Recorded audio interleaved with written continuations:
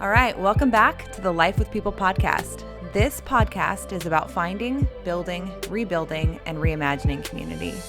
My hope is that these conversations encourage you to reach for connection and community wherever you find yourself. In this episode, I catch up with my friend Matthew Bacchus. Matthew is a licensed professional counselor based out of Colorado and Texas. I wanted to have Matthew on the podcast because he truly has a gift for connecting with people and cultivating friendship. This episode is full of life and fun and laughter, but we also hit some very deep topics. So I wanted to give you a heads up that there are a couple points in this episode where we talk about sensitive things like suicide and self-harm. That being said, I want to take a quick moment to say thank you to Matthew for sharing his life with us and for being willing to share some pretty vulnerable parts of his story.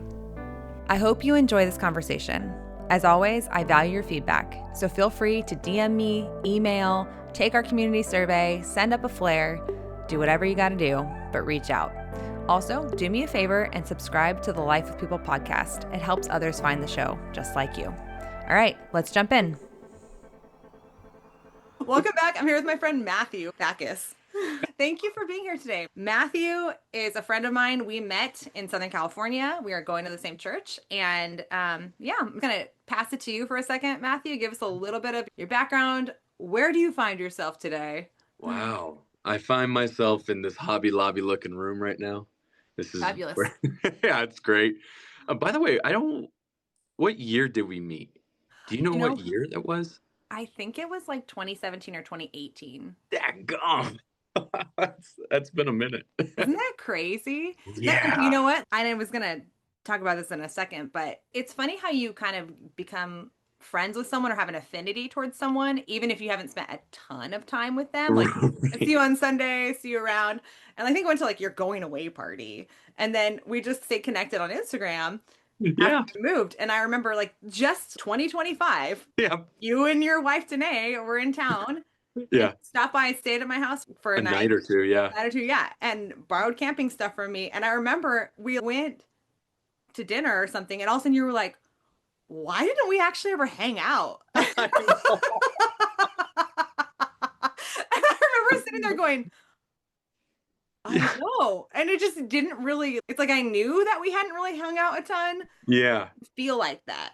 And so it's funny, right? Anyway. Right. Yeah. And I remember thinking like, wow, I think this might be the first time we're chilling or whatever. Right. And I don't know what was happening at that time. I don't know. Just trying to figure out life, doing all that stuff. But yeah, I find myself in this room. I find myself here in Colorado.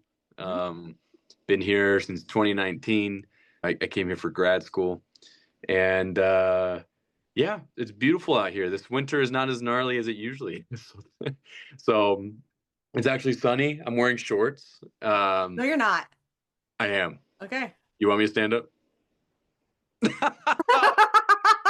Oh, you can't even see it. Well, okay. They're on. It's okay. No worries.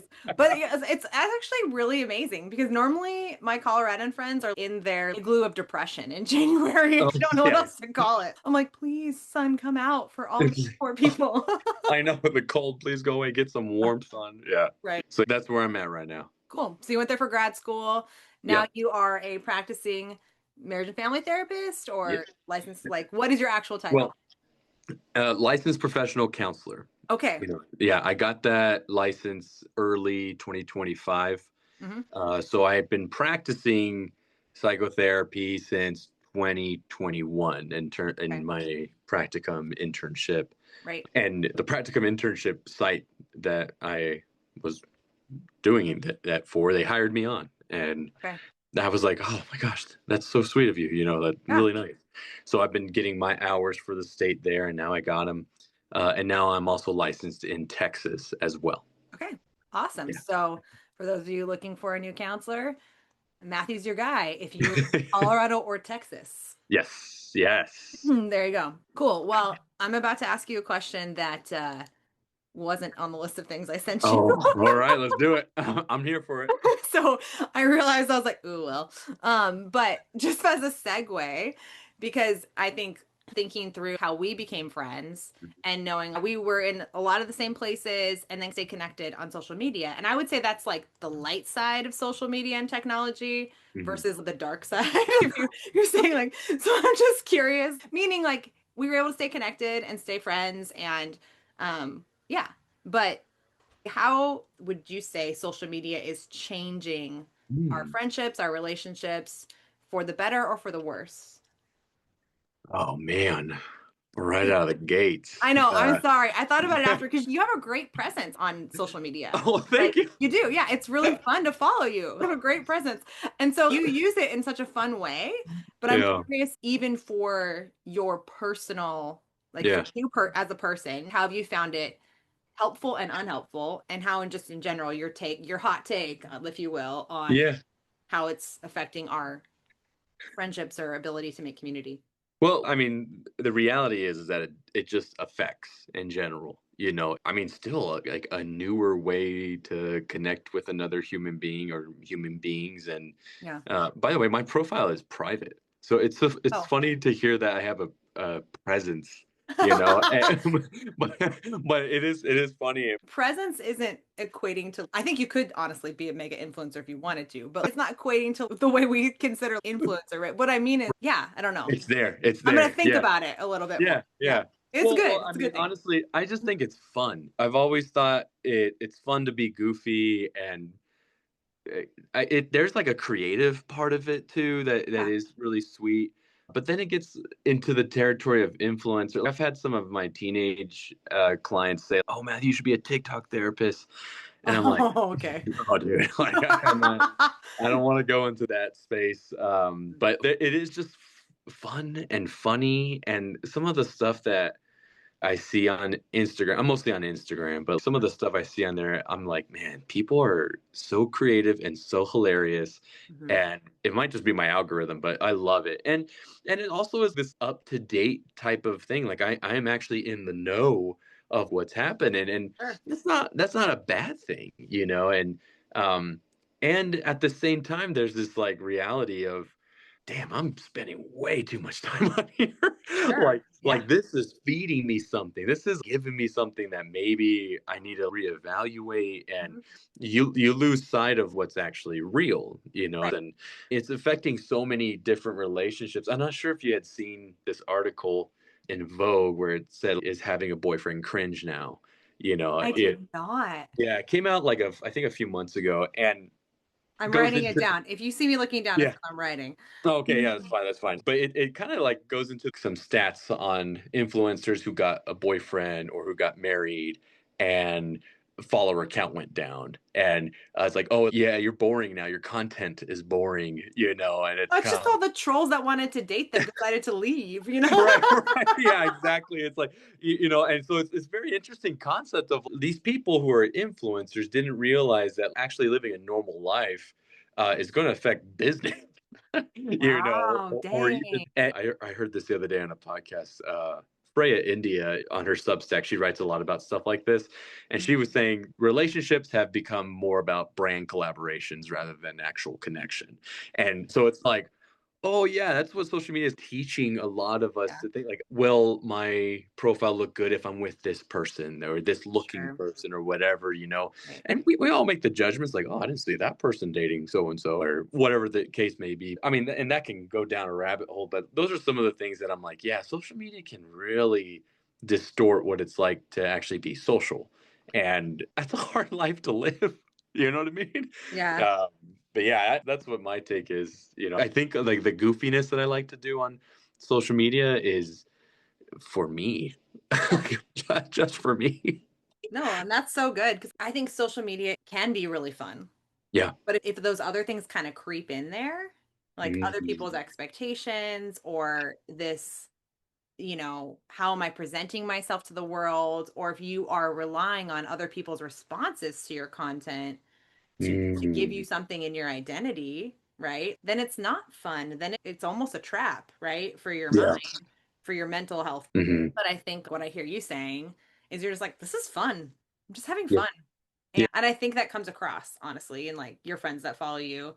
It comes across like, oh, what's Matthew up to today? Like you kind of thing. Like That's awesome. I'm glad I have a fan.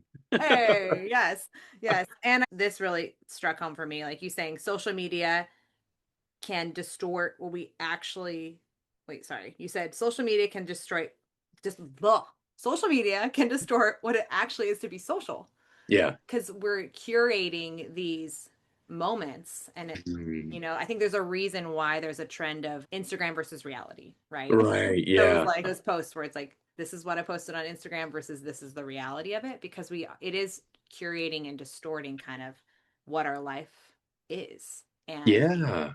yeah, and it can create, yeah, just little traps, I think, Yeah. for Well, people. it also it like I think about the times that I've seen people out in public, like with the tripod and Mhm. like doing their influencer shit, and I'm kind of Sure. like, wow, you look so stupid. But then I'll probably go watch their videos. Sure, I'll of like course. it's like Yeah. this dichotomy of wow, in reality that just looks so dumb, but in this reality of oh yeah, I see Mhm. what you. It's very Yeah. normal, Right. and so the practice is to separate that, is to Mhm. be like Mhm. this reality is over here, and then my access to this social media life is over here, and Mhm. that's going to be this part of my life as Sure. much as I can make it. Right, for sure. Well, it's even that idea of like the number of times that I'm watching somebody run a race or Mm. like do a DIY project, Hmm. a DIY project or Yeah, something. yeah, not And it's like, DUI. Yeah. yep. And I'm like watching it and I'm like, by the time I finish watching all this stuff, I could have run the 5 miles or I could have gone out, run with me 5 miles, mile one, mile two, Yes. mile Yeah, three. I'm yeah, like, yeah. stop. I'm like, what am I doing here? Why Yeah. am I watching? Like I need to put Right. my freaking shoes on. And so it's funny, but anyway, okay, cool. Yeah, yeah. Appreciate that. Good question. Yeah. Is there anything else on that topic that just comes to mind, bubbles up to the surface for you before we move on? uh I mean, there probably is. I think I'm starting to get to a age where I'm like, could care less. I think when I was younger, I was like more adamant about connecting with folks or whatever. Particularly on social media? Yeah, Okay. and it was for those reasons. But Yeah. now I'm kind of just like, yeah, I don't care. Like, just I want to see what my dad's up to. What Yeah. goofy political thing he's posting, and I want to see like what my friends are doing and what Yeah. goofy political thing they're posting. So, but I think I kind of just don't care as much. I think it's more so just like a fun app. Yeah. A fun app. Just like one of the other apps on my phone. Yeah, Like yeah, yeah, playing whatever game, yeah. right? Like just like the calculator. It's fun. Yeah, just totally. Just like the calculator. Yeah. Please. Can we just I might rename my Instagram account somehow. Calculator. The calculator. Okay. Yeah. Calculator. Yeah. This just in. Yeah. Okay, as a little bunny hop Okay. from that, you also have this Instagram account called the Crack of Dawn Sprint Crew, Yes. not a run club. Uh, Yes. not a run club. It is not a run club. That made me laugh. Okay, I forget it. Are you a type 4? I forget. I am. Okay, so tell me your type 4 without telling me you're type 4. Like I saw that and I was like, tell me you're an Enneagram type 4 without telling me you're an Enneagram type 4. Like, Yeah. Hey, the individualism is yeah. real. Yeah, it's real. Not Dude. a run club. Yes. Yeah. Well, okay, so tell me a little bit about that because you do have that on Instagram as well, and that is Yeah. not a run club. It is It is a sprint crew, a sprint okay, club, sprint and club. so a little background. I used to be a college athlete and I ran the sprints on the track and field team. I don't want to talk about where. Okay, okay. Biola University. Okay. Right, freighter. I love that. And so the love for sprinting has always been in my life. And I think when I moved to Colorado, I hadn't had that in such a long time. And uh, 2020 happened, all the gyms shut down. Yeah. And I was like, well, I can still go out to the track and do my thing. I know I can work out that way, and Yeah. sprints are good. Um, and then a friend of mine again, it was social media. I think I posted like out on the track at 5 a.m. or 6 a.m. Nice. And she was just like, "Yo, can I come out? What do you do? You like run miles?" And I was like, "Yo, I don't do miles. No, no way. We do We are not do not miles." talking distance here. Yeah, not no, and so, but I was like, "But you can do a sprint workout with me. There's a lot of rest time in between each rep, but each rep is very tough and very fast." And she was like, "Sure." And so she came out and did it with me, told a few other friends, and so we had 2 or 3 people come out and joked around about how it's like at the crack of dawn in the morning that we do this, and we're building steel peaches, which is our booty cheeks, and that's where our emblem came from. So our mascot is a steel peach, Nice. and so I joked around. I was like, "Yo, we should make like a T-shirt or sweaters," and so we did, and I was like, "Oh, I'll make an Instagram, man. Let's get other people to join, and it's free, you know." And so it's different because I just do track workouts with them, and it's fun. There's music, and um, you get the sense of like high fiving everyone after every rep, and everyone's breathing hard and stuff. Sure. And it is a community based thing. Sometimes we'll have one person show up, sometimes we'll have 15, and so it's different. And so I've been doing that since about like 2021. And that was another fun thing because I've got to connect with other sprinters or track athletes or track coaches here in Denver. And when I go to track meets for my athletes, the high schoolers that I coach, they're always like, "Hey, look, you're from Crackadon, aren't you?" And I'm like, "Yeah, yeah," so like they'll That's know great. that I compete now as a masters athlete under the name of Crackadon Sprint Crew. That's my team that I'm part of. And so it's kind of like a fun, cool thing that came out of nowhere. I don't charge nobody nothing, and Yeah. if they want to give money, they can. But like it's more so just again for fun. Well, it sounds like it's one of the cool things that came out of 2020 for you. Yeah, Kind yeah. of revived this part of your life that maybe had been a little dormant. Like Oh yeah, you can go to the track, you can do this, you can do that. And it's kind of cool that a random friend was just like, "Can I come?" yeah. And I don't know how that is for you. I know sometimes when people have been a college athlete, it's a little hard to open up their sport to all levels. Like, like, and so Yeah. I'm just gonna say that, like, Mhm, for all the mhm. volleyball players out there that I can't play volleyball with. But so I'm curious how that process was for you bringing people in to what is your, I know running's a little different because you, like, no one can stop you from sprinting as hard as you can. Yeah. You know? Um, so curious how that was to bring Yeah, people into it. I think it was, that's a good question. I think it was like, "Ooh, someone wants to come with me? That's great." I think I just got stoked someone wanted to come see what sprinting is. Mhm. Colorado is a very endurance-based kind of like. Yeah.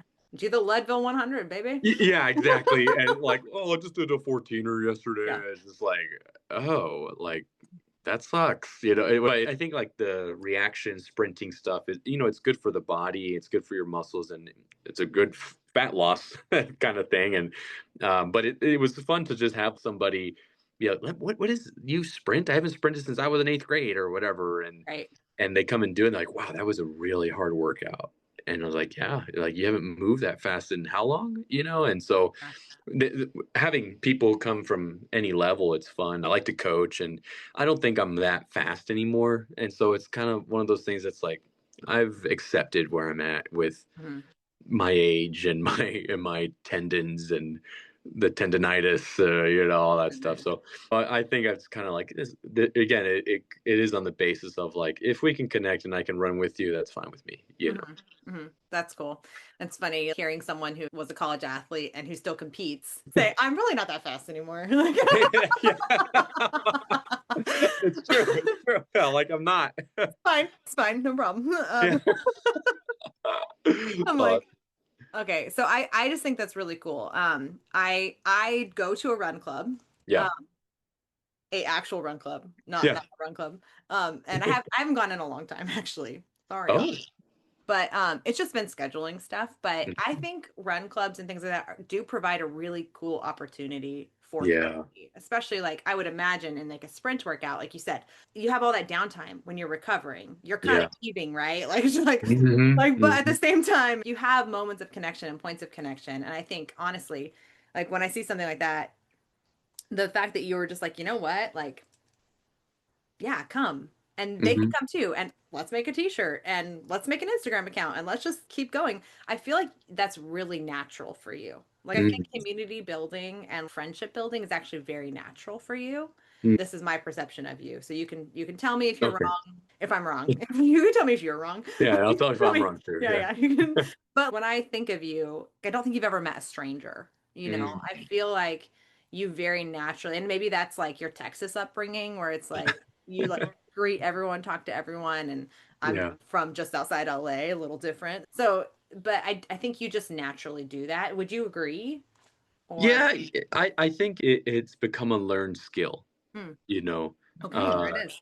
and I think, well, to be honest, I feel like people sometimes struggle with the ability to know your sense of place. I think I did that for a very long time. Even in college, I mean, I think I wore a mask of some sort to connect Okay. with others, Mm-hmm. and but then starting to realize like, oh, part of that's actually me, and part of that's actually just wanting to be cool, or just Sure. wanting to do this. And what I mean, it's natural. Like, it's kind of a defense mechanism. Like, I don't want to reveal this because you may not like me, so I'm going to Sure. behave this way so we can connect, and then and that's okay. Yeah. And so I think like to develop that type of skill throughout my 20s. I think I really had to hone in on it when um, so I'm gonna get a little real here. I had an attempted suicide, Okay. and I was struggling with a lot of sexual addictions and a lot of heartache. And that was like I think it was in my mid 20s Mm-hmm. when I started to like, during that time is when I started to reevaluate, like, who the hell am I? Sure. Like, why did I stay alive? Like, Mm, what is this? Do people like me? And if they do, why? So mm, a lot of this stuff, coming back to the Lord too, like mm. that was one of those things that's like, I've told myself who I am my whole life, but I think I need you to tell me who I am. And I Good. think I need that. And Wow.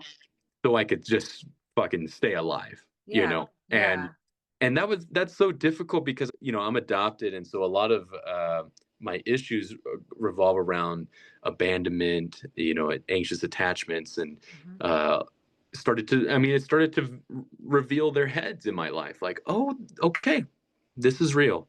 Yeah. Like, I am struggling and I'm Yeah. hurting, and I can't mask this with laughter and joking. I just have to be authentically me. Yeah. And part of that is, yeah, I'm in recovery. Mm. Yeah, like, I can't believe I almost killed myself. I can't believe this, and I'm just gonna walk in that till I'm actually free of that. And I think, like, honestly, connecting at expression at that time was one of those saving graces of like, um, I was so thankful for people to even just accept me in a church community of like, oh, like, you're a nice guy. Oh, you're kind. You're cool. And I was like, I don't see those things, but Wow. sure, I'll walk in that. And Wow. I think it's a testament to a healthy church community actually Hmm. seeing what God sees Hmm. versus me not seeing what I see. Yeah. And because, I mean, you probably can remember, I ended up being involved. Started to actually Yeah. volunteer and get connected and get homies and lead a Bible study Yeah. and all that stuff. And that was such a fruitful time. Uh, and it kind of came out of a source of brokenness. And I think that's very real. Like, Mm. if any, not, well, I don't know, this is true for everybody, but I feel like it is, where if you want to have some fruit in your life, it has to come, you have to acknowledge like where there's brokenness there, Yeah. because usually that's something that can sprout through. And I mean, I see a lot of people here um who find like a lot of their giftings are in the places that they're wounded in. Sure. And I mean, that's a famous John Eldridge quote. A lot of our gifts are where we're found, we're wounded. And that definitely was like that for me. I'm wounded in not knowing who I am, who my identity is, where Wow. do I belong. Wow. And then it's kind of become like this um, gift I didn't really ask for, but it became a gift to like, oh, friendships, relationships, community. That seemed to be a little bit more easy to like get a hold of. To be honest, I still don't know why. Like, I really don't know why. I like I I'm so thankful for people taking a chance on me and wanting to be my friend and wanting to Wow. actually get to know me. Yeah, it's like it's an honor to to know that, oh man, someone actually wants to look at me. That's insane. Right. And but a testament of Jesus, you know. And I think that's like reciprocated. Like the Sure. intimacy has to be reciprocal, Right. where you're actually like, well, I'm going to do that too, Yeah. even though it like rubs me the wrong way. And man, there's some people that piss me off that I don't want to do that with, Yeah. you know. And then it's like, well, let me step up to the plate because people did that for me, you know. And there's that like healthy cycle of like, well, what does the Bible say? We love others because he first loved us, you know, kind of mentality. And Yep. I think that's the like natural human route that is provided for us if we want to take it. Sure. um I don't remember what you asked Oh, that's before, okay. but Thank you for sharing that and yeah, go deep. I actually wanted to, was one of the other things, if it came up, talking a little bit about your adoption story. I think yeah. it's really interesting. Yeah, thank you for being vulnerable and sharing that because Hmm. I would have never known that. Like I knew when I Hmm. met you, you'd maybe come out of a harder season, but like Hmm. I think when I first met you, you were already serving. In my mind, you were someone that knew who they were and was just so good at extending yourself toward other people in Mm. kindness and in friendship and in your own version of goofiness and all that kind of stuff. Yeah. I wouldn't have known, right? And so it's actually really cool to hear even how that season was pivotal for you and hearing you say that model of Jesus we love because he first loved us, but it also is we can love others because they've extended love toward us, right? It's that reflection and that of even modeling the life of Jesus in our life, like Yeah. one another, right? Of Hmm. hey, you literally said, do people like me? I don't know. Like Hmm. to lowest point you were saying, like, I don't really know. Like I need to figure out why did I stay alive? Why do people like me? And even saying, like, Jesus, I need to know what do you say about me and what do Hmm. other people just kind of that process of discovery. Um, Yeah. yeah, so good. And Well, you know, if I mean, as you're talking right now, it makes me think. I remember having this therapist at that time that I was seeing and just struggling with some depression. And he was suggesting, like, find areas to give, you know, mm, because depression is very much focused on right. yourself. Sure. And so do whatever you can Right. give. And also, like, this practice of patience. And I think he said something along the lines of, hey, take the long way here to my office. Get stuck in traffic. Learn how to practice patience. You know, get stuck in LA traffic. Yeah, I was gonna say that's a big deal to say to someone in LA.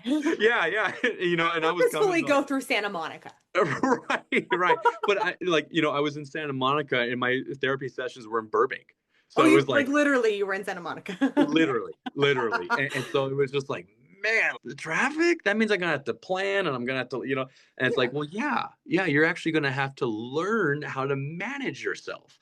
And I think like with my depression was like, well, how can I give it? Well, I volunteered in churches before. Maybe I should try that again. You know, I was a children's church pastor for a while, and Okay. that was like a cool little part of my life. But then I was like, maybe I should try something else, you know, and I'll sit people down. I'll take the offering, you know, all that Yeah. stuff. And they had what did Jason call it? There was this internship thing. I was part of it for a little bit because I was like, I'm not getting paid, but I'll show up and went to art museums and all this stuff. And That's it was cool. like, okay, I'm giving my time. And, Hmm. you know, even with, I remember this same therapist, he's such a rad dude. Uh, Dr. Pappas, if you're listening, thank you so much. That was his last name. That's Uh, awesome. but like what was I gonna say? Oh yeah, yeah. There's this reality of giving that I didn't know I should. And I remember asking him, when can I date again? Like I want to date, Yeah. I want to Yeah. like pursue. And he's like, well, when you're ready to give to someone, when you're ready to give them a kiss and when you hold their hand and you spend your money for them. And I Yeah. was like, oh, I don't know if I could do that. Like, When you're ready to lay your whole life down, okay? right, because I was just like, man, I just want this for me. I want to take, Yeah. take, take, and I realized, all right, I got some time because I don't want to do that. You know? You know Oh, who was so in your corner? Jan. true. Oh, Jan. Jan was telling all the ladies, Matthew's a great guy. Matthew's a great guy. Matthew's a great guy. Oh man, you know, let me tell you a quick story about Jan. God, He was like my California dad, and I Aw. remember one time, I don't remember, I was just struggling with finances, like in the red, and Yeah. and gosh, he came up to me during worship one service, and he shook my hand and handed me a $10 bill, and he was like, "I think the Lord wanted you to have this," and I was like, "Oh, thanks, Jan," but I was like, $10, what the hell? $10, Hey, you and get a burrito. yeah, this was lunch afterward, and then later on, I opened it up. It was $100 bill. Aw. I only saw the one and the zero, and I was just Aw. like, oh, it's $10, and that was like that giving that was like, oh, this is being modeled right in front of my face, Yeah, come on. And Jan is such a giving man. Like Mm, you know him. I mean, yeah. he was trying to find me a girl too. He was. He really was. Yes, he really was. He'd be I like, "How remember about her?" And I yeah. was like, "Oh I no." remember someone else being like, "I don't think Matthew's dating right now." Like, 'cause like he was like telling people like Matthew's a good guy, Matthew's a good guy, and somebody finally was like, "Jen, I don't think Matthew's dating right now." Like, Oh man, he didn't so care. He's like, who cares? Like he needs to go. He needs someone. You know? yeah, that's so funny. Okay, so healthy church community. Yeah. I love that it came up, but I know there are times when our faith communities that do model and do all these wonderful things for us, like we're all Mhm. still human. And sometimes our faith community can Yeah. disappoint and be disappointing. And we've had lots of conversations, and we don't have to talk about any entities or any particular Yeah. places, but we've had lots of conversations in the last year, Hmm. both on social media and in person, because I finally got to see you guys, uh, Yeah. just about walking through some of that disappointment. Like, how do you walk through a time when leaders or a faith community have failed you, right? Yeah. Do you have any thoughts on that? Yeah. Oh, you don't want me to name names? Probably not. You're like, nope, Unless you don't do really it. want to, but I don't know if I want that to be this kind of that No, no, kind of no. We podcast. ain't doing it. Yeah, we're not Roy's report. We're okay. Oh, yeah. We Uh, love you. we love you. Yeah. Um, the let's see. First of all, I think I've had more of a compassion now towards faith leaders. I counsel some pastors who, I mean, honestly, who have done terrible things. And it's here in the therapy room, and you're just like, oh yeah, you're a human being. Like, Yeah, I could have done this too, yeah. And the reality is God calls us, but we also have that free will to choose that calling, to choose if we want to walk through it. And I don't think the church, I don't know, let me think. That's okay.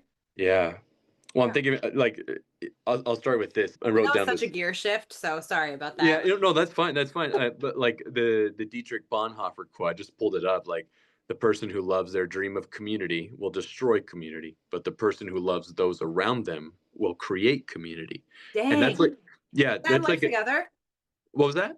Is it in Life Together? Oh, I Which think it one? is. Yes. Yeah. Okay. Actually. Yeah. Yes. Say it again. Yeah. Say it again. Yes. Yeah. The person who loves their dream of community will destroy community, but the Mhm. person who loves those around them will create community. And, Dang. Come on, and it's, Dietrich. yeah, I know. Right? But it gives it this verbiage of create. We have this ability to do this. And Mm, because we have the ability, that also means we have the same ability to destroy.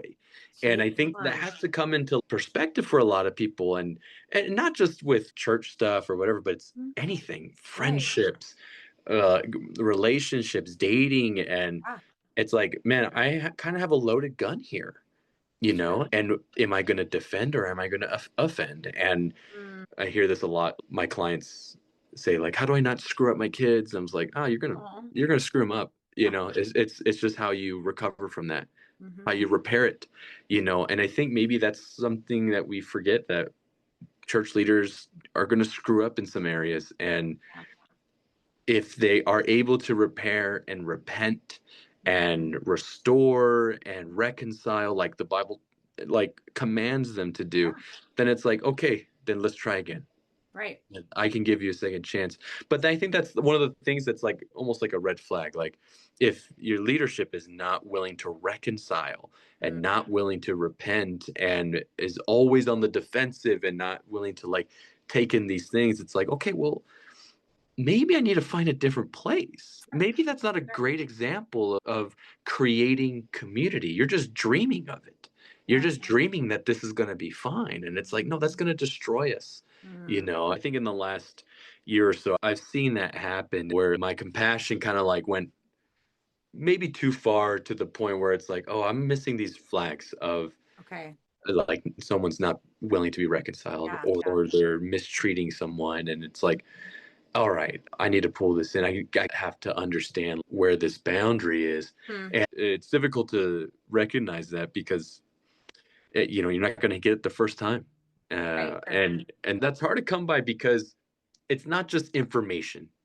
People change through experience, not so much through information. Sure. So you have to learn to experience the uncomfortable feeling of that's a bad leader for you to actually change your mind about something and to have the ability to create community and to love them well, because you're seeing all this stuff of like, oh man, I experienced that, now I have a choice to change my future. I mean, that's what memory is for. Memory is to serve you for your future, not just to haunt you and taunt you. It's like, I remember how this felt. Right. How can I do it differently? Right. So I don't know if that answers your question, but that's kind of like where my mind went for. No, that's so good. There's a few things that you said that I'd love to parcel out a little bit more. Yeah. One thing you said, like, they're human, right? I've had people in my office and they've done terrible things and they are Yeah. human. And I think there's an element of your leaders, they are often someone's spouse, they're someone's parents, they're someone's daughter or son. They have a context and they have their own pain they're working through, right? And so that idea of giving that opportunity for someone to have the experience of not just being condemned in their failure, but being embraced in their failure, right? When they are repentant or when they do recognize and admit fault, the church gets to be the church in that moment, right? And be like, I get to embrace you, like, and I get to help rewrite your experience and bring healing. It doesn't necessarily mean that everyone stays in leadership, but even in the midst of that healing. But I want to go. So anyway, I appreciated that. For some reason, the way you were talking, it just made me think about it from that angle of how beautiful it actually is when someone's able to say, you know what, I failed. I need to be reconciled. It's like, it's beautiful when parents do that, right? When they say, hey, you know what, I was wrong here. I was wrong. And can you forgive me? And I think even in the context of the church and or places where there is leadership failure, for someone to be able to say, I wronged you, help me, forgive me, is so powerful, right? And it's so, and I think it doesn't always necessarily have to be on the platform with a microphone. That could be like, hey, staff member who I was snippy with, I'm sorry. And when you do that, when you are continually practicing repair and practicing living in authentic relationships with people, that out, right? Like you can tell when you're in a place where everyone's on edge because they're not sure what their boss is going to do or their leader's going to do, right? You can tell it kind of bleeds out into the congregation, right? And that was a little bit of a tangent, but just where my brain went. I want to go back to that Dietrich Bonhoeffer quote. Okay. Yeah. Can you say it one more time? Yeah. The person who loves their dream of community will destroy community, but the person who loves those around them will create community.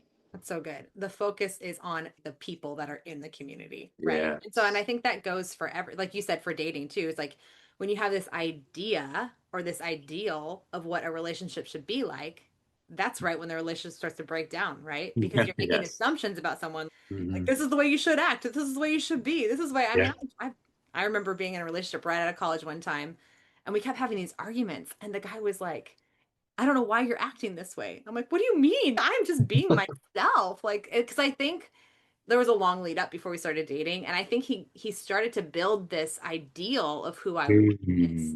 And every time I did something that was contrary to that, it created conflict. Right. And that happens in relationships. And I think we do that in general. You come into something, you have a certain set of expectations. And when your expectations aren't met, or when something is different than you expected, or a person in your community is not acting the way you think they should act, instead of being like, oh, this community is wrong or bad, being like, oh, like getting curious and being like, why'd you do that? Or like, who are you actually? Because the community is actually made up of the people that are in it, right? Mm-hmm. And really, when I say community, to me, I think about the people who make up your life, right? Who you find in your life, in your sphere. And yeah. So Yeah.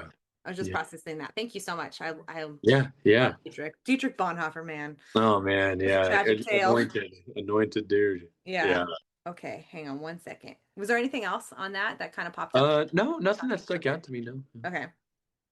Going back, if you don't mind, some of the heavy stuff you were Yeah. sharing. Yeah.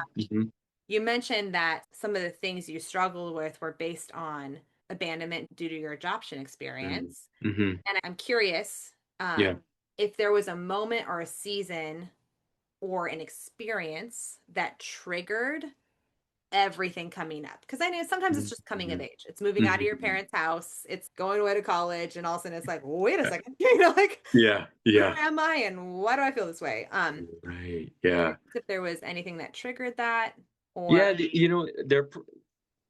when I look back on when I look back on my coming of age, I'm only 35. Okay, by the way, you're not old. Yeah. I'm by the way, I'm the youngest person you've ever met, so it's okay. So I look back on that, and I look back on all that, and I there's a few moments where I'm like, oh, I wish I could have been vulnerable here. I wish I could have said something here. Or I was vulnerable and this person was not the person to be vulnerable with, and there's quite a few times that I can look back on that. I would say the biggest one that caught my attention was a breakup that I cheated on a girl. And that was just like my MO, to be honest. It's just like, oh, I don't want you, I'll go someone else. But this girl I loved, and but my habits were telling me to cheat, and I cheated and I did all the things and whatever. And it was kind of one of those things that's like, I want this, but something is pulling me over here to do what I'm used to do to protect me, and so it was very confusing. And through therapy and prayer and a lot of good friendships to help me see those things, still see those things.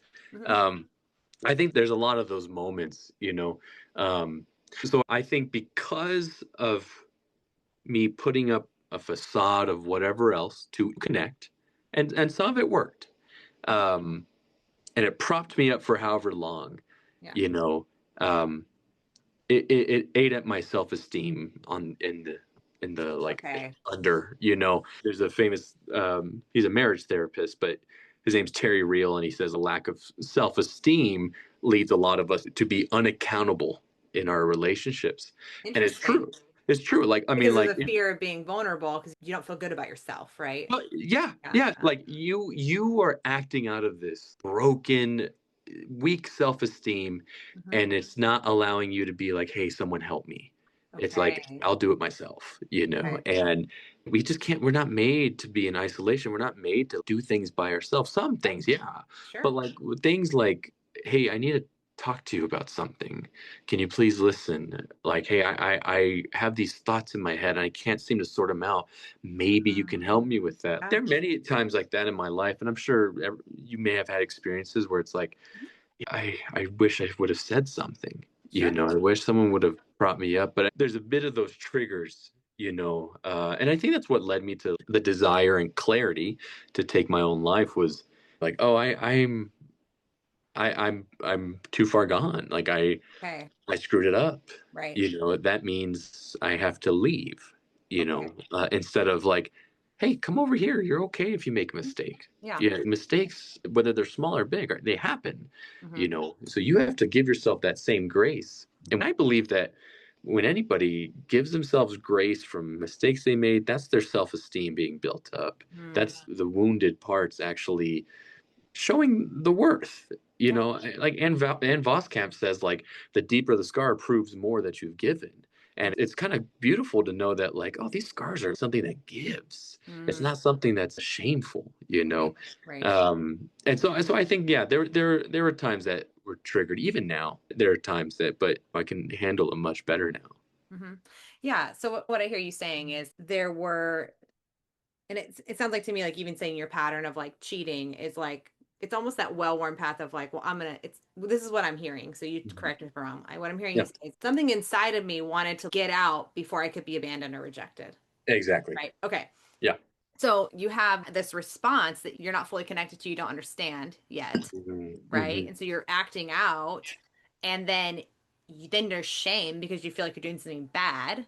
But it's a survival mechanism, right? Like you're trying to protect yourself and preserve yourself. Yeah. And then that shame keeps you from being like, hey, I feel real bad about myself, or hey, I need help, or I can't figure out why I'm doing this. And that grew, like the isolation grew, and that grew into well, I'm such a mess up, I can't be here anymore. That's kind of a summary of what I heard you say. Yeah. I mean, that's a good retelling of it. And I think like when I look back at some of that stuff, even today, I'm a newlywed, and I remember my first year, even now, but mostly our first year of marriage, just randomly thinking on days and having that feeling of, oh, she's gonna fucking leave me. She's gonna leave me. Like, and I would assess, like, did I do anything wrong? Like, what's going on? Like a constant thing. And I would tell her, and me telling Danae that I have this thought, you're gonna leave. I feel like you're gonna leave. And for her to listen to me and not judge me, but to be like, that's not true. Like I'm here. I'm never going anywhere. That like redeems a man. Like Carl Rogers talks about the bravery of listening, how to sit there and listen to something, because it means you have to like get rid of something else of yourself so that other person can learn to reconnect and be redeemed. So like for Danae to be like, let me listen to this hurt younger Matthew, so that I can redeem the man of Matthew now. And I think on my end, like in the past, what was that? What a gift. Oh, and what a gift. What a gift. And in the past, I wouldn't have said anything. I would have just kept it in, and the machismo or the ignorance of whatever it may be. But now it's like, I got to say something. I don't know why. I feel like you're going to leave me. And it's like, oh no, maybe it's just I felt bad from a client that we had a bad session, or I couldn't lift as much weight as I thought I could today, or and I just feel bad. I feel bad. Therefore, Danae's gonna leave me. It's like, no. Separate it, talk it out, and move forward. That's the kind of processing as it is now, but back in the day it wasn't so like good. That's so good, and it's so good. It's where you're finding healing, right? It is the place where you are finding and discovering, like, oh, I'm okay here, I'm safe here. I have a good friend who talks about giving audience to yourself, like where it's like you have something like that's popping up, and it's in your psyche, and it's there, and it's not going away. I think sometimes our tendency is to, instead of giving audience to it, meaning like taking a moment, is like, no, stuff that down. We got to reject that bad thought. I said, especially in the church, it's like, no, don't speak that. Don't speak something bad, like word of faith or whatever, right? It's but when something is like that and it's a lie, sometimes the most liberating thing you can do is be like, hey, can I say something to you right now that's I just can't get out of my head? And then either you say it to yourself, and sometimes just saying it out loud or just giving a little moment to it, you could be like, that's just not true. Or another person can be like, whoa, it's okay, it's not true. Or like you said, Danae can be like, no, like, Matthew, I'm not going anywhere. Like, it's just such a beautiful thing. And I love that really we just need each other, right? We need each other to help rewrite some of those things in our lives, right? And I'm curious because I know you've had great adoptive parents. I'm curious how some of these conversations have gone with them, if you've had any conversations like this with them. Yeah. They good old Ron and Lisa Bacchus, they're great. And honestly, from a young age, my brother is also adopted, but from a different family. So they told us growing up, like, hey, you're adopted, we'll help you find your folks, but God brought us y'all, and we're in your life by the hand of God. And so it was something that was never unknown to us, and I thank God. It's like a big betrayal when you turned 18. Yeah. Well, honestly, that was the joke of like, you're 18 now, I think you need to know you're actually not adopted. That's so funny. But things like that, they were always so open and real with it, and they really did the best they could with an adopted kid. They knew, like, hey, they're going to struggle with something. Mhm. How can I show up? How can I be Come here? on. Whatever that may mean. And did they do it perfectly? No, not at all. And that's okay. But they tried, and I'm so thankful that my parents tried and did what they could do, and I think like some of the attachment, abandonment stuff that I've had, um, I don't think it was increased because of my adopted parents. Okay. But there are some things that I can look back on being like, oh yeah, maybe you shouldn't have said that or Sure. done this, and I've since forgiven all that, and but yeah, they've really helped me just be so supportive. I found my birth family Cool. in grad school in 2021, I think, or 2020. I don't remember, but one of those years, and it was so surreal. First person I called was my family to tell them, like, I found them. Like, Mm. I found them, and Mhm. I'm scared. Oh man. Please, like, and Yeah. it's so interesting that dynamic of like, oh, here's my family. Let me lean back on my actual family. Like, Yeah. I'm scared to embrace these genetics over here. Sure. And that was totally fine. They were so happy for me, and they were stoked, and they were curious, just like I was too, and they still are, and it's one of those things that's like they're on my side for this. Come on. They don't understand it completely, and that's okay, but they're on my side, and I can be rest assured in that. Come on. That's good. Yeah, That's yeah. really good. Is there anything you would say to someone who might be listening who is adopted Mm. and maybe they're coming of age or maybe they are wherever they are in their journey? Is there anything you would say to them? Um, go to therapy. I can give I you mean, someone's number. okay, yeah. If you know anyone, um, I would say, That's great advice, by the way. mean, it's true. Yeah, like that did help.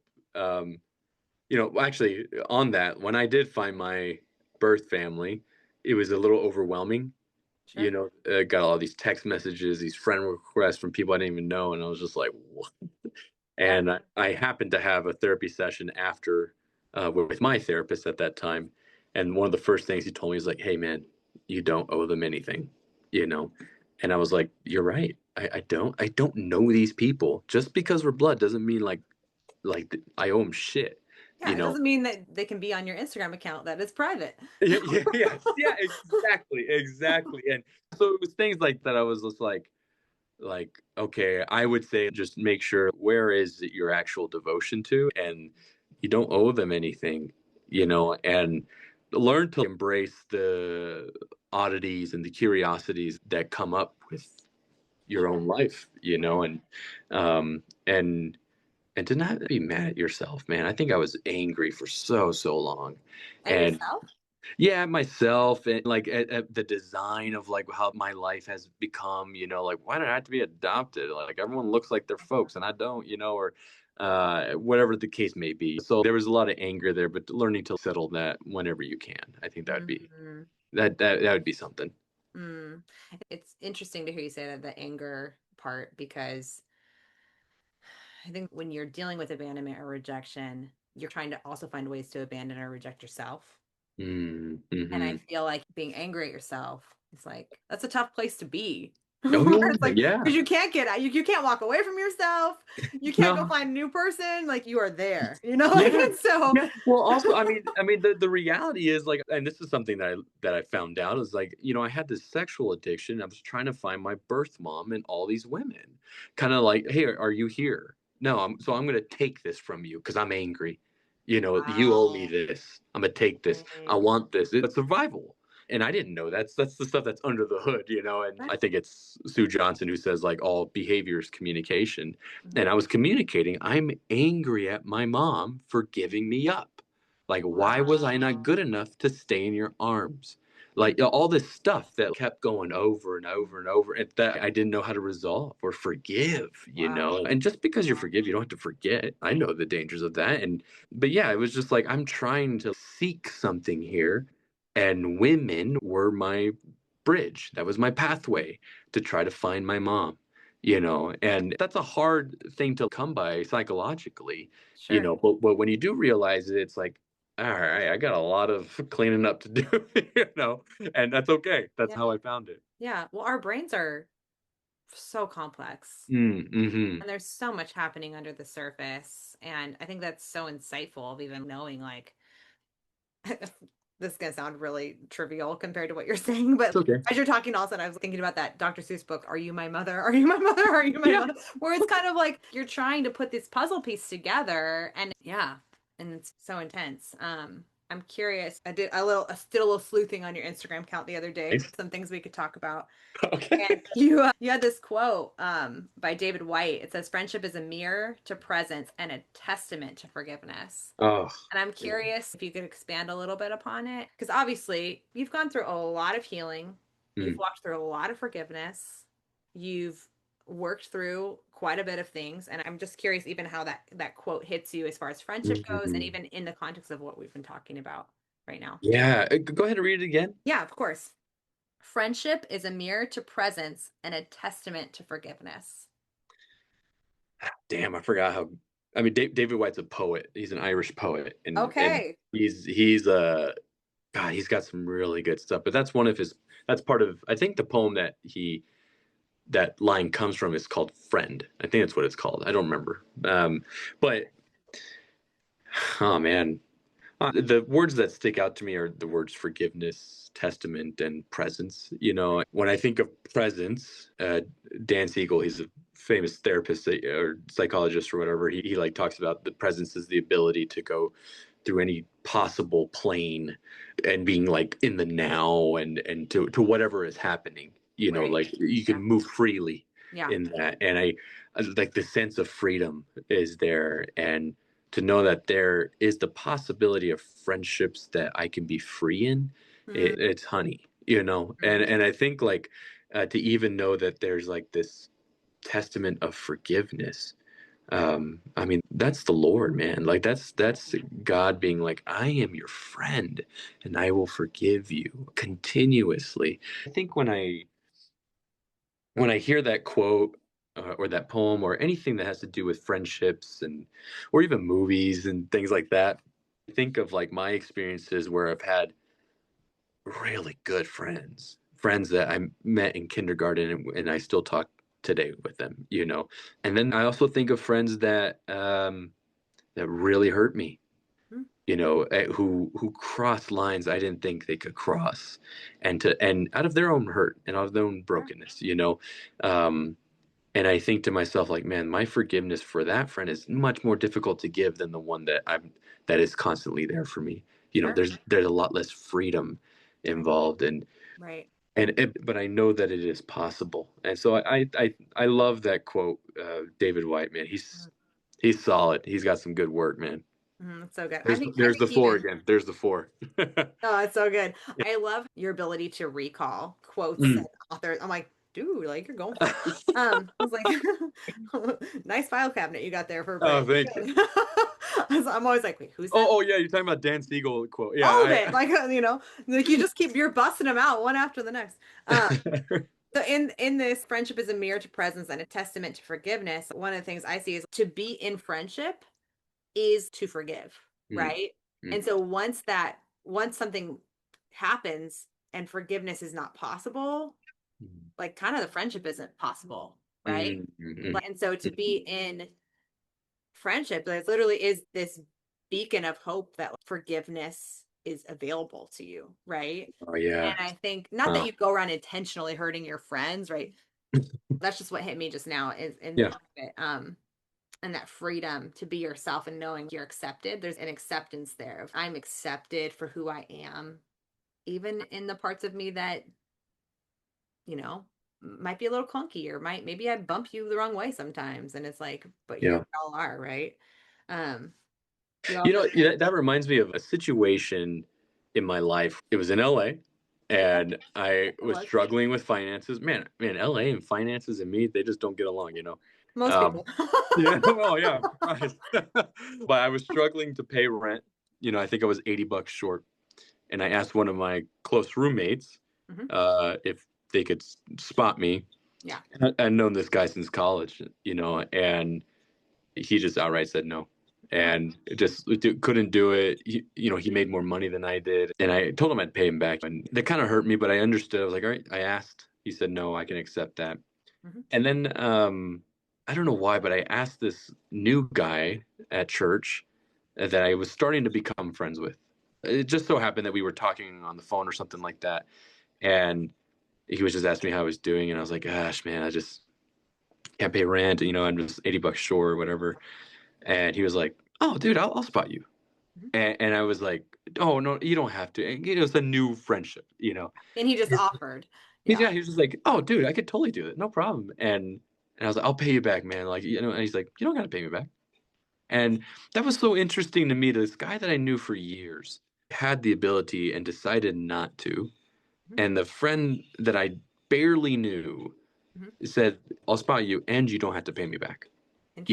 It's like he got a feel for my world, and it was just, I'm going to take a risk on Matthew and just see where he can show up and where I can show up. It was like this reciprocal intimacy, like I said before, and it was really like just in awe of that. And that was very sweet. And I'll always remember that. Like to this day, I'll always remember how beautiful that was for me. And I think that's kind of like when you were talking about like the availability and the freedom that's in there. I mean, that's freedom. And I'm not going to take advantage of this dude because, but it was just like, yeah, don't worry about it. Yeah. Like, you're with me and I'm with you and we can do this, It was an unmerited expression of kindness, right? Oh, yeah. Like, here you go. And in your mind, you're like, we don't have the relational equity for this kind of kindness, right? And, and he's like, but we're friends, and you're like, well, for like a day, or whatever. Like, yeah, like a day.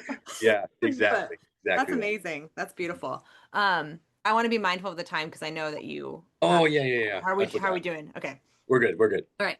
And I don't know how much if you need like a beat in between. Okay, cool. So I have this question for you, and it is okay. What have you learned about community from your time as a therapist that's been surprising to you? Right? But before you answer that, okay. Sorry for my internet sleuthing.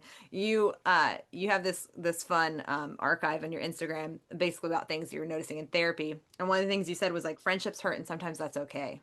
And so it kind of falls into that bucket of what's been surprising to you. Yeah. But I think, just in the context of what we're talking about, like friendships hurt, and sometimes that's okay. I don't remember posting that, but, okay. I believe I said that. Yeah. I think that's true. It's okay that a friend cannot show up for you because, just like my friend who couldn't spot me there, right. That's just something I'm going to have to learn and deal with, and grow from that moment. And yeah, things are changed between us, whatever. But I think it's a very normal thing for someone to still have a friend and know like, they're going to hurt me. And it depends if I actually have this ability to process hurt with them, or do I just cast them out? And, you know what I mean? I found myself doing that often, like in my head or in my heart or literally like, okay, you hurt me, see you later. And a lot of this idea of cancel culture and whatnot has its fangs in that too. And I would be curious to know like, okay, with actual friendships, because they hurt you, are you willing to actually repair and make amends? Yeah. Like, are you willing to do that? And that's a question I have to ask myself often, is this something that's, am I just going to run away because I'm scared, and, hurt is really, yeah. Oh, unfollow. Yeah. Yeah. And, there's this reality of hurt that you can't handle. Sure. No, you just can't. And you got to learn how to process that with someone who's trusted or yourself or whatever. But yeah, that's a reality. Friends hurt you, and it's okay that happens. It's okay. Yeah. And sometimes there's a repeat offender. And sometimes that person doesn't get to stay in your life in the same way, right? But like, Yeah. but I think in general, um, learning how to be honest, like not stuff something and be Mm. honest and be like, hey, like, you know, man, that kind of hurt. A lot of times when you do those conversations, the friendship comes out stronger. Oh But if yeah. you don't have a friendship where you can have those kinds of conversations, Mm. you know, this is kind Yeah. of what it is. We're human. It's Yeah. expected, right? Yeah, and I think I've seen that with my clients too, where they'll Mhm. say so and so did this to me or whatever, or I did this to them, and I'm like, oh my God, this really happened to you, or Like, are you serious? you actually did that? Yeah. Oh, that was petty, or yeah, and so and to call that out is okay, but like Yeah. I just think it's like, oh, so hurt in friendship is normal, so let's try to embrace it as much as we can. Like Right. let's embrace like the uncomfortable reality that yeah, I'm gonna get hurt. It's a risk to enter into someone's life like that. And in terms of community within the with my clients in therapy,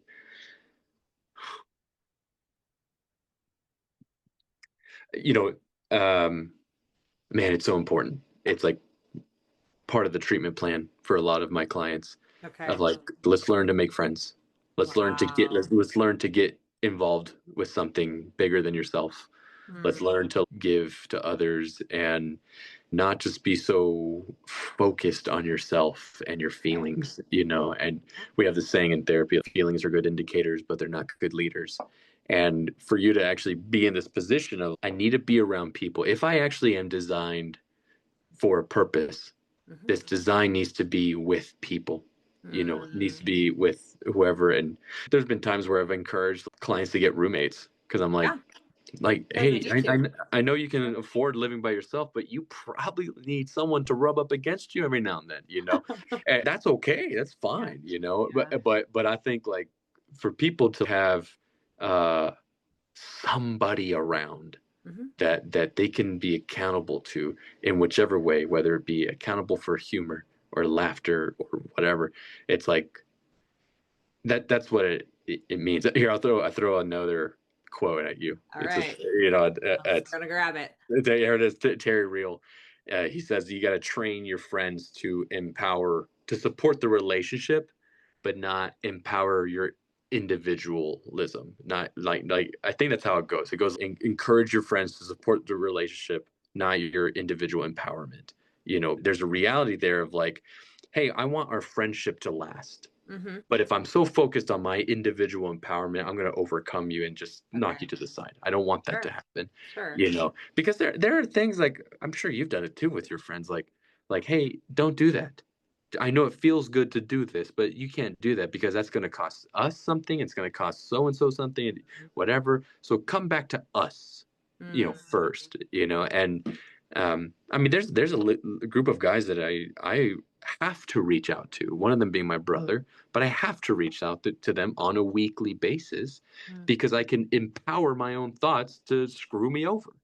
And I Mm. don't want that to happen. So I flush it out with them. I hold myself accountable. Mm. Therefore, my self esteem goes up. Mm. Therefore, I'm actually walking in the design that God has us in, is Yeah. with people, Yeah. and it's hard. It's really hard when you get older Mm. because people get married, people do Sure. different things in life, and you kind of feel a little alone. And you're like, oh, I need to get married now, It's like, Sure. or whatever, and that's okay, but I think it's like we desperately need more outside time, and here's another aspect to this. I work mostly with men, Okay. so I speak kind of from a male perspective on this, but uh, friendships aren't online. Like it's just Right. not, like Right. it's not on a video game. And the amount of times I've heard that, oh, my friend that I play this with, I'm like, that's not your friend. Like that's like, let's redefine that. And the reason why is because it's a low risk. Sure. We want high risk. Mm. We don't want low risk, high reward stuff. That's not good for our psyche and our brains. Sure. We want high risk, high reward, or low reward, whatever it may come from it, but we want the high risk. Mm-hmm. So for you to like approach someone and be like, dude, nice shoes, like that, that's good intimacy. sure. Yeah. Because intimacy isn't just sexual. It's very Right. much like, let me connect with you. Right. Wow, Right. it's so funny. I like to go to the gym. I like to work out, and Crack it like, on. it's awesome. Crack it on. But to like have a guy or someone come up to me and compliment something that I did in the gym, or like, whoa, like how did you do that? It's just kind of like, oh, we're intimate now. We're Like, friends. Now I see we're you. friends. We're friends. We're and Yeah. it's really cool, and a lot of the guys that when they come in here, it's hard to do this like face to Mhm. face. So we'll go on a walk, this Right. shoulder to shoulder thing, Yeah. and it's like, and they start opening up, and it's just like, oh well, the movement is good. The movement is a risk. You don't know what we're going to come across. You're just walking with me. You don't know what you're going to say. You don't know what I'm going to ask. Yeah. You That's know? an interesting juxtaposition, actually, Yeah. Yeah. because eye contact is also risky, Oh yeah. like intimate, right? So, but the walk is actually where people open up, and that's risky. Like, so it's a really interesting, like, I know I Yes. cut your train of thought off, but like, No, no, you're right. when I go You're on, every time I go on a date, like a first date, it's yeah. like I can sit and talk for like maybe 45 minutes. And then I'm like, I can't tell you the number of times I've looked at the guy and been like, hey, would love to keep talking to you, but we got to move now. Yes. Yes. And he's like, what? And I'm like, if we walk, we can keep talking. He goes, okay. Like, I'm like, all right, like, Oh, I mean, that's so beautiful too, though. Yeah, Like it's just, walking next to someone and just literally trying to figure out, yeah, like, who is this person? I mean, right, that's right. what we're really designed for. I commend my brother and my sister-in-law. They moved to a new city, and they're like on this hunt to make friends, and they've had some failures, Yeah. and they're learning from it. But they're also like in this point of like, no, we can't just assume people are going to come to me. Like Right. I have to go there. I have to point out something. I have to connect over a placement of something in our environment so we can actually learn to connect. And I think they do that so beautifully, and they do a good job, and they learn from their mistakes, and I think they've modeled that very well. That's awesome. I mean, it's so into like, I feel like I totally got you off track. Sorry, but Oh, it's okay. I feel like the moving to a new city is such a great example because you Mm, literally are placed somewhere where you don't know anybody. You got to make friends. It's like if you haven't found if you are a person who's like looking for a church community or faith community, if you haven't found that place yet, you're going mm, in and you're like you're mm. new and you have to be like hello. Or Yes. you like say hello or like when I first moved Yes. here I made like little like peach cobblers for my neighbors and I took them over, but then it was like the middle of the Delta virus, so Oh nobody would yeah. open doors, right? Nobody would open their so it's like Oh. I leave these little cobblers on the doorstep and they're all kind of like really suspicious. But it's funny because you have to just, you know, try again. Yeah. Yeah. Well, I think it's Benjamin Franklin who says if you want to be good with your neighbors, go ask for a cup of sugar. Because Hmm. then now they have this mindset, whether it's conscious or not, that oh, this person kind of owes me in a sense. Like Hmm. maybe I could go over there and ask them something. Sure. And It's there's like this like permission to also ask for yes. help. Yeah. Yeah, like, and Yeah. hey, if you need anything else, you can just come ask me. Yeah. Yeah. It's one of those things that's like, oh, we can actually connect over Yeah. these types of realities, but Yeah. it's also just scary, Oh yeah. and I like Carl Jung says we have to look into areas we don't want to look so we can get what we need. And a lot of the times we don't want to look into the reality that I have to be risky, I have to be exposed, I have to be vulnerable, Right. but I need friendships. I Right. need the connection. Right. So going back to you telling your clients, like, hey, your friendships aren't online. It's like, yeah, Mm, that's a type of connection, yeah. right? But the Yeah. connections that you really need are the ones that are going to go on a walk with you, sit down, look you in the face. Like, Yeah. who's going to know? Like, who's going to know your tells, right? Someone's a Yes. good friend, like, they know your tells. Like, you might be Hmm. able to fake it or put on a mask with somebody else, but a good friend is going to know, hey, something's not right. What's going on? Yeah. You know? Yeah. I noticed this. Yeah. Right. Right. Yeah. So, is there anything else that you've learned about friendship or community that's been surprising, Um. either through your therapy sessions or through just in general being married? I don't know. Yeah. Yeah. Yeah. That's a good. Oh, look at this. Look at this. Wow. You It's got the great. a beaut. I think even being married is a unique one now. Mhm. Trying to find couples that we all connect up with. and not just always wanting to hang out with my wife, which is really nice. I love to do that. But then I realized, like, I haven't seen a friend in a week or 3 weeks, Sure. and so to do that is like a skill, it's practice. And that's been a bit surprising. I mean, we're both in our mid-30s, and so like people just have different interests. Like, I don't ski, I don't snowboard, I don't climb 14ers, and You're most of not those that guy, huh? people, yeah, I'm not that guy. And most of those people don't like to go sprinting, or they don't like the same movies I watch. But there has to be a middle ground that we can connect with and Sure. move towards. Me and Danae went on a double date with a friend and her new boyfriend, literally last night. Okay. And it was also, where do you find these guys? Oh like, no. yeah. But he's a good dude. Okay. He was a good dude. Good So dude. it was where do you find these guys in a good way? Yeah. Kind of Okay, like, where do that's you good. find these guys? Okay. And also, like, I just didn't picture you with a person like this. Okay. But it's cool. He was a cool dude.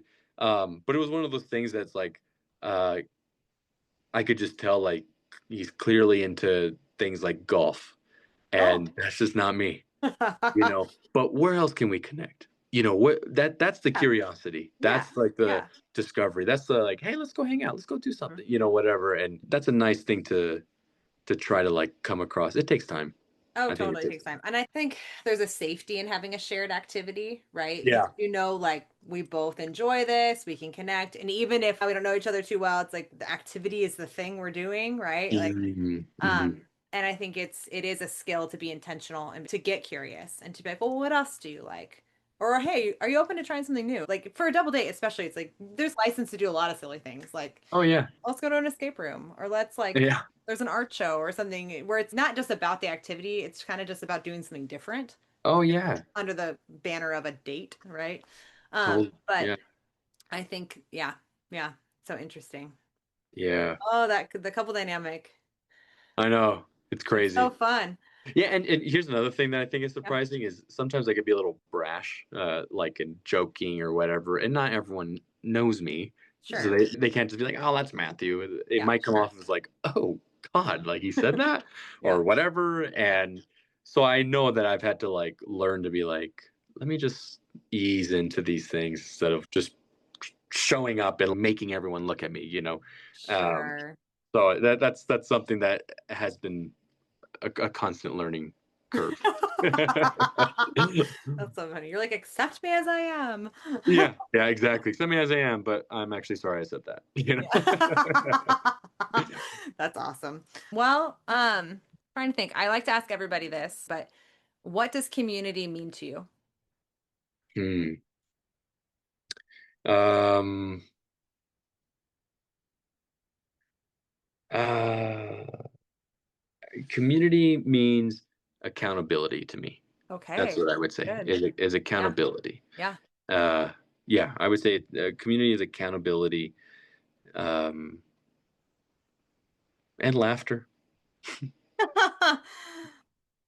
Community is accountability and joy, laughter, life. All right, cool. Was there anything else? No. Great. I think learning to be a friend is a skill. Learning to work with friends and learning to embrace hurt from friends is all very normal, and it's part of the human experience. And I think I'm trying to embrace that more often. And I think I would encourage other people to embrace, like, yeah, it sucks getting hurt, and we can judge behavior, but we can't judge the person. And I think there's a reality there of, like, we're meant to coexist somehow. A pastor friend told me one time, there's people that you pray for, and then there's people that you pray for, Oh, yeah. and I was just like, oh, that's true. You're Yeah. still praying, but some of them need to stay over there, and Right. some of them need to come over here. Right. And I think that's very real, and that's where the healthy boundaries come into play. But yeah, I think I would say community is about accountability, and it's always a work in progress, and you can always learn new things about yourself from it. That's so good. Gets back to that mirror thing, right? Mm. So good. Well, I know we had talked about, like, talking about, my brain just went mush. That's okay. That's Something okay. We need to go for a walk or what? Oh gosh, it would be so nice. I'm gonna go for a walk after we're done here, actually. Atta girl, yeah. Get outside. Yeah. When you messaged me on Instagram, you jokingly said, hey, I could be on your podcast. I'll be the best interview ever. Yeah. And I was kind of like, yes, like, please be on the podcast. We've been going back and forth for some background for those of you that are listening, talking through like, what would we actually want to talk about? And I was like, wow, there's like so many directions the conversation with Matthew could go, and like really good, deep directions. And so I just want to thank you for your time, and thank you for being someone who is a deep well and who can go to those deep places and can sit in a conversation like this. I really appreciate it. And who I think, from my perspective, is a very good friend. So thanks for modeling community and friendship. Tell Danae I say hello. And that anytime you guys want to come back through California, feel free. Totally. Yeah, it was so fun to get to spend time with you guys. Maybe there's a time in the future where we'll talk again. I have a pile of books right here, and I wanted to ask you if you'd read any of them. I will ask you after we so that not everyone has to go through this process with us. Because I was like, I feel, and even as you're talking, I'm like the quote after quote after quote. I was like, yes, Matthew is a reader. Maybe he's read some of these books. Anyways. more of a listener. But okay, there you go. I mean, audiobooks, like, they're the best. Like, chef's kiss for the audiobooks. Like, they are my friend. And so, anyway, thank you so much. Oh, of course. How can people find you? Oh, yeah. You're not going to let them be on your private Instagram account. Like, tell us, if someone wants to connect with you after this, how can they find you? You can hit me up if you want to do some counseling. Yeah. If you want to be my friend on Instagram, that's cool too. You know, that's fine. I'm sure Theresa will have some of those goodies in the link below. Yep. But yeah, I'm starting my own private practice sometime in the future. It's not off the ground yet, but Bacchus Counseling Services. I also work for a company called Cornerstone Christian Counseling. And so you can find me there too. If you want to follow me on Instagram, you can. That's awesome. I love how your Texas drawl comes out a little bit when you say counseling. Can you just do it one more time? Some people say that, and I'm like, really? I guess I do some. I don't know, but whatever. Just say the name of your counseling firm. Yeah. So Cornerstone Christian Counseling is where I currently work. And you didn't do it that time. I didn't. I can't. Now I'm conscious about it. It's okay. We'll link it all in the show notes. And if you want to follow Matthew on Instagram, you can. He's hilarious. Yeah. Awesome. I love talking. It was great. Oh, good. Okay. I'm going to stop the recording now. Thank you for joining us for this episode of the Life with People podcast. I hope that you go out and find a sprint crew to join, that you go find counseling, that you go make a friend. And I hope that you enjoyed this episode. Stay tuned for the next episode. Should be releasing in a couple weeks. Fingers crossed. I'm a really slow editor, so we're working on that. Working on speed. Working on our speed game over here. Working on my sprint editing. Anyway, if this was meaningful for you, like it, subscribe, share it with a friend. And if it wasn't, if it was offensive, feel free to reach out. Let's have a conversation. I don't know what about it would be offensive, but I'm going to leave room for it. All right. Have a good day, everyone. And we'll see you next time on Life with People.